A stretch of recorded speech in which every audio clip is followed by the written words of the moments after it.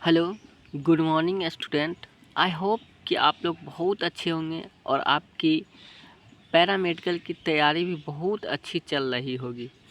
जी हाँ, आज फिर मैं पैरामेडिकल 2024 के लिए केमिस्ट्री का VVI 20 क्वेश्चन लेकर के आया हूँ। आप देख सकते हैं ये मेरा आज ये केमिस्ट्री का पूरा लेक्चर होगा और जो टॉपिक है, जो मेरा आज का चैप्टर है वो है तत्वों का वर्गीकरण, क्लासिफिकेशन ऑफ एलिमेंट्स। क्या है? तत्वों का वर्गीकरण, क्लासिफिकेशन ऑफ एलिमेंट्स के सभी प्रश्न और क्वेश्चन। और ये मेरा हैशटैग चल रहा है पहले आओ पहले पाओ। ठीक है, तो ये है मेरा हैशटैग पहले आओ पहले पाओ। तो हम बगैर टाइम वेस्ट किए हुए चलते हैं अपने प्रथम फर्स्ट क्वेश्चन की ओर और देखते हैं क्वेश्चन क्या हमसे कहता है। और जब सारा क्वेश्चन हम कर लेंगे, आप मेरे साथ ये क्वेश्चन कर लीजिएगा। उसके बाद इस ड्रीम बिहार को ढेर सारा प्यार, खूब लाइक, सब्सक्राइब और कमेंट्स ज़रूर कीजिएगा। क्या कमी है वो ज़रूर बताइएगा, जिसे हम पूरा करेंगे। तो चलते हैं हम अपने प्रथम क्वेश्चन की ओर। क्या कहता है? बोलता है तत्वों के वर्गीकरण किसने दिया था। बोल रहा है कि तत्वों के वर्गीकरण किसने दिया था। क्या न्यूलैंड्स ने दिया था? Option A. बी मेंडलीफ ने दिया था। सी डोबरेनर ने दिया था। या डी सभी। तो मेंडलीफ, न्यूलैंड्स, ये दोनों में से कोई नहीं। इस पे भी क्वेश्चन है, जब हम आगे चलेंगे तो इसका भी, इस क्वेश्चन का भी आंसर आएगा।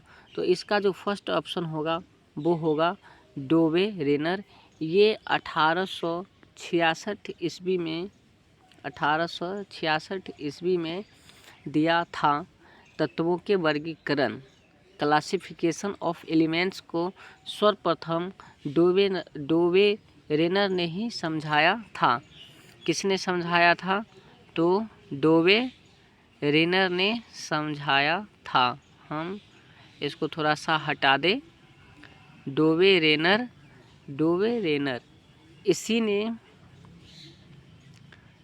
ने प्रथम, सॉरी एक मिनट, ये लिखना गलत होगा। इसी ने सर्वप्रथम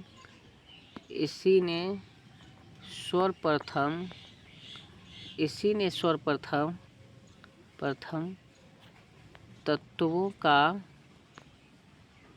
तत्वों का वर्गीकरण किया था। तत्वों का वर्गीकरण किया था। किसने? तो डोबरेनर ने सर्वप्रथम तत्वों का वर्गीकरण किया था, अर्थात क्लासिफिकेशन ऑफ एलिमेंट्स के लॉ को दिया था। हम इसको रफ हटा ले, इसको थोड़ा सा जल्दी हट जाओ, क्विक हटा ले इसको। तो मेरा जो प्रथम का वो करेक्ट ऑप्शन होगा वो होगा सी। अब हम चलते हैं क्वेश्चन नंबर 2 की ओर और देखते हैं कि 2 नंबर क्वेश्चन हमसे क्या कहता है। ये रहा। बोल रहा है त्रिक के नियम दिया था। त्रिक थोड़ा सा आप लोग लिख लीजिएगा ऐसे, त्रिक। बोल रहा है कि त्रिक के नियम दिया था। किसने दिया था? इसको थोड़ा सा साइड कर ले, इसको साइड कर ले। बोल रहा है त्रिक का नियम दिया था। तो ये किसने दिया था? तो ये मेंडल ने नहीं दिया था। मेंडल ने लॉ ऑफ इनहेरिटेंस दिया था। अरस्तु फादर ऑफ बायोलॉजी। तो इसका करेक्ट ऑप्शन होगा वो होगा बी। तो 2 का मेरा करेक्ट ऑप्शन होगा वो होगा बी। अब हम चलते हैं अगले क्वेश्चन की ओर, क्वेश्चन नंबर 3 की ओर और देखते हैं क्या बोलता है। बोलता है अष्टक नियम दिया था। अष्टक नियम किसने दिया था? तो अष्टक नियम किसने दिया था? न्यूटन ने नहीं दिया था। न्यूटन ने, तो आपको मालूम है, गुरुत्वाकर्षण, ग्रेविटी को समझाया था। ग्रेविटी को समझाया था, ठीक है, ग्रेविटी को समझाया था।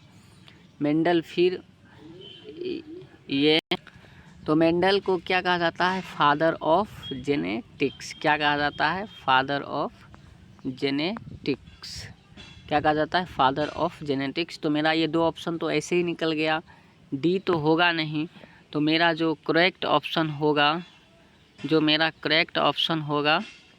जो मेरा करेक्ट ऑप्शन होगा वो क्या होगा, न्यू लैंड्स।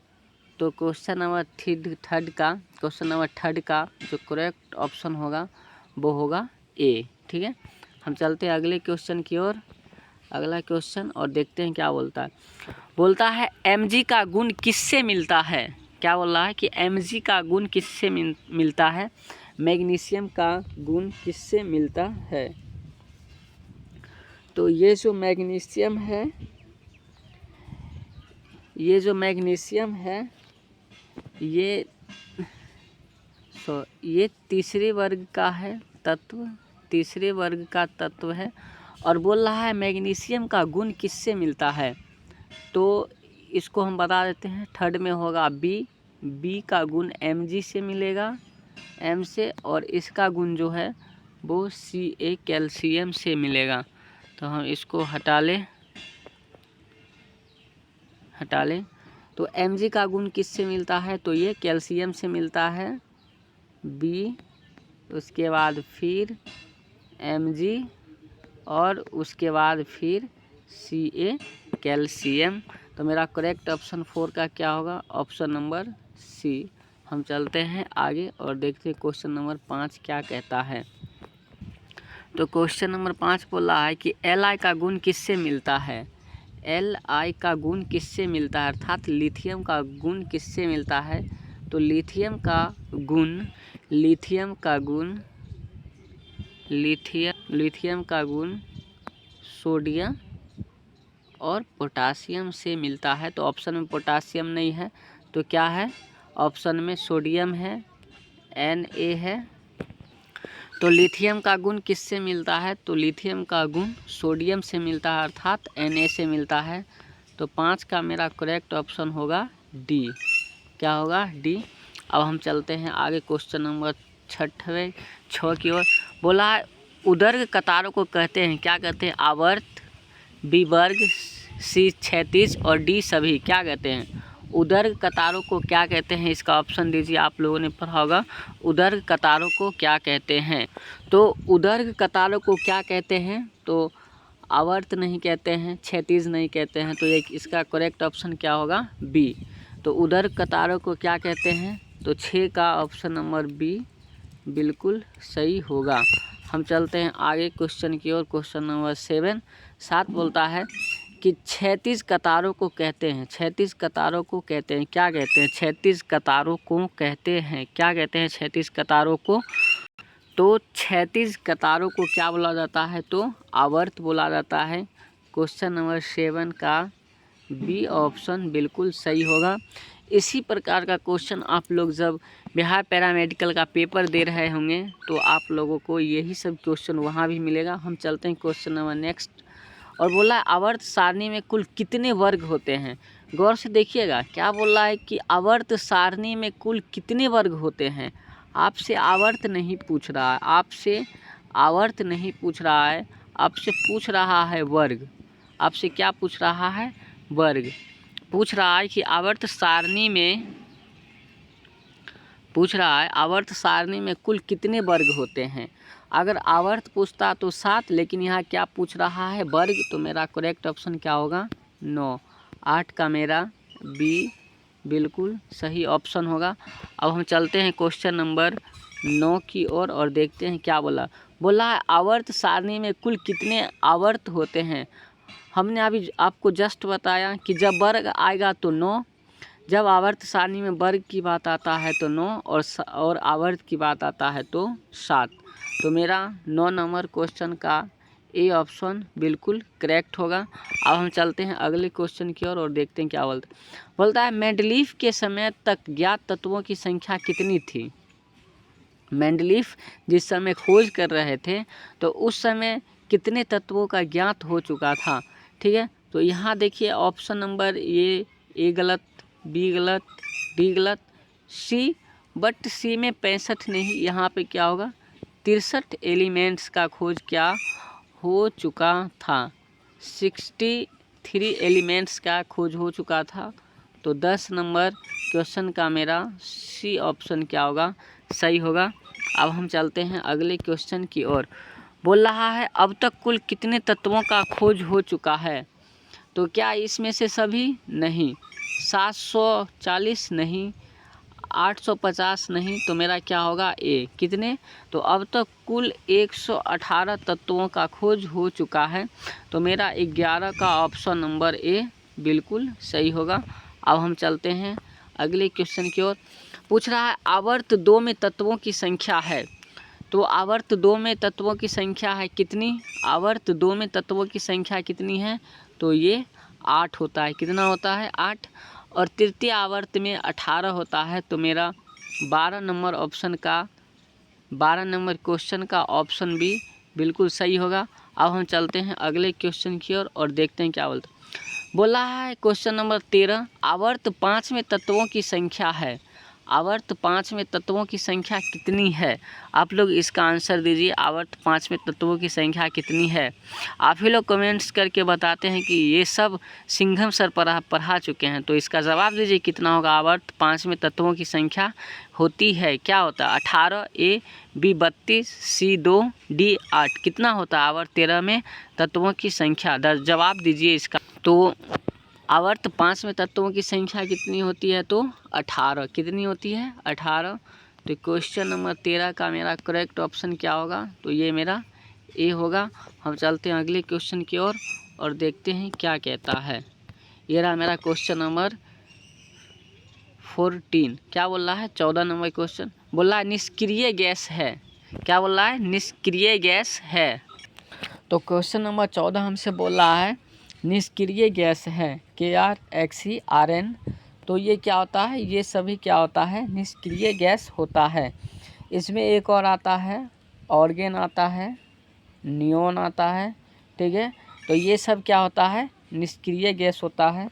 तो 14 नंबर क्वेश्चन का मेरा डी ऑप्शन बिल्कुल सही होगा। हम चलते हैं अब अगले क्वेश्चन की ओर, क्वेश्चन नंबर 15 की ओर। बोला प्रत्येक आवर्त का अंतिम सदस्य होता है, क्या होता है? एक धातु होता है, एक हैलोजन होता है, एक निष्क्रिय गैस होता है, या सभी होता है। क्वेश्चन गौर से पढ़िएगा, बहुत ही बढ़िया क्वेश्चन है। पूछ रहा है प्रत्येक आवर्त का अंतिम सदस्य होता है, क्या होता है? प्रत्येक आवर्त का अंतिम सदस्य होता है, क्या होता है? तो प्रत्येक आवर्त का अंतिम सदस्य जो होता है, प्रत्येक आवर्त का अंतिम सदस्य होता है, वो क्या होता है? तो निष्क्रिय गैस होता है। तो मेरा क्वेश्चन नंबर 15 का सी करेक्ट ऑप्शन होगा। क्या होता है? एक निष्क्रिय गैस होता है।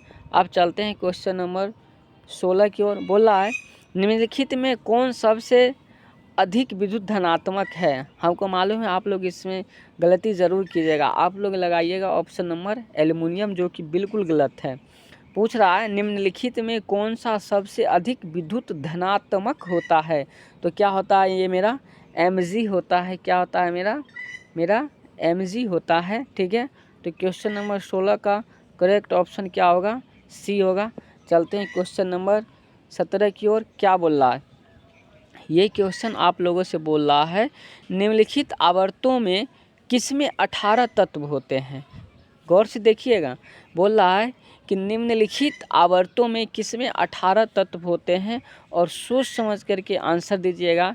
ये सारे क्वेश्चन बहुत ही ज़्यादा VVI पूछ रहा है। निम्नलिखित आवर्तों में किसमें 18 तत्व होते हैं? किसमें 18 तत्व होते हैं? इसका ऑप्शन ज़रूर लिखिएगा कमेंट्स में।